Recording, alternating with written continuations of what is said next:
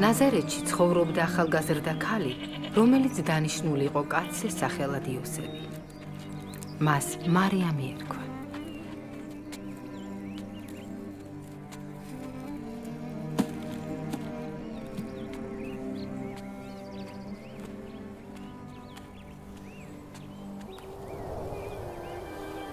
შენთან არ სოფალი, კურთხეულ ხარ შენ დედათა შორის. ნუ გეშინია მარიამ, ვინაიდან მადლი ჰპოვე ღმერთთან.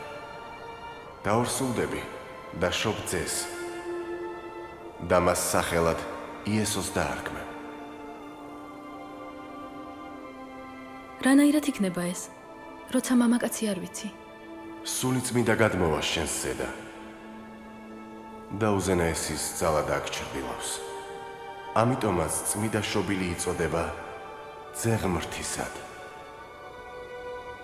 აი შენ ნათესაველი საბედსაც თავისი მოხუცებულობისას ჩაესახა ძე და ეს მისი მეექვსე თვეა. ვინაიდან ღმერთთან არავითარი სიტყვა არ დარჩება შეუძლებელი. აჰა, მხევალი უფლისა და იყოს ჩემ და შენი სიტყვის ამებრ.